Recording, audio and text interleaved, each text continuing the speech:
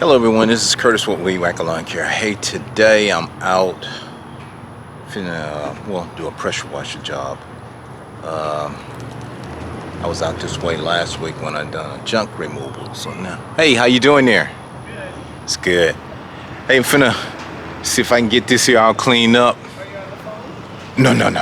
No. Okay. No. We would like for you to do that little papers job in the back too. Oh, the paver? I got the papers. Oh, okay. So I just need you to dig up a little grass and place them. Okay. I got the little digger too. Okay. I'll take. Okay. I got everything. You got everything? Okay, I'll get I it. don't think that's a very big job. If you want to do it first, it's up to you. No, it's fine. It's fine. Okay. Okay, I'll get you. Okay. Yeah. You take that picture? Huh? You take a big picture? Yeah, I'm gonna take it. And email me later on the picture also. This one, and I want you in the garage to take a picture. Okay, I'll take a picture of it. Okay.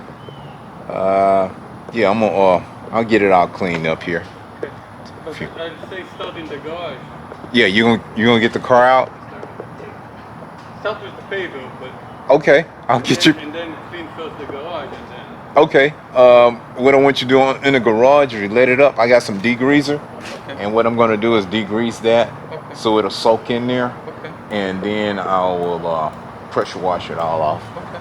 Yeah, get it. Can you come one more minute to the house? Yeah. Oh, okay. More jobs if you come. More jobs. Okay. You should know if you come here, you're going to get more than you. Well, okay. Do you want to make something? Do you want some cookies? No, you got Dr. Pepper? I have Dr. Pepper. Okay. Carry the papers through the house. Okay. It's pretty wet out there, or? Yeah, we can carry the papers that are in the garage through the house because this is a mud pile here. It's mud. It's okay. Well, you don't want to walk in the mud. What do you mean? No. It's okay. This one has got the daddy. Do you think with the daddy to go in the house? They aren't heavy. You lifted them yourself. You got a dolly? He doesn't need a dolly. He lifted them all by himself. Oh, okay. You're way bigger than he is. Okay. We'll get him. We'll get him taken care of. Okay. Can you come in for a minute? Yeah. Let me okay. Take a picture? Yeah, let me take the picture of it. Okay. You want And me to put my car out? Or?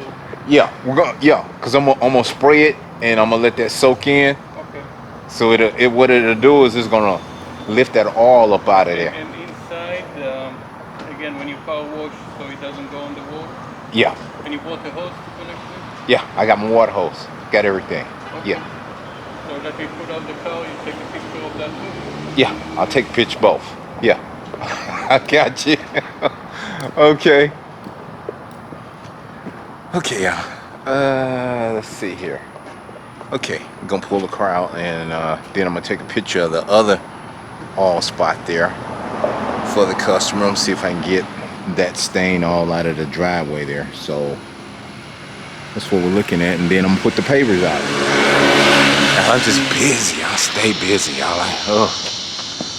My phone stay ringing, so I stay busy, always on the go.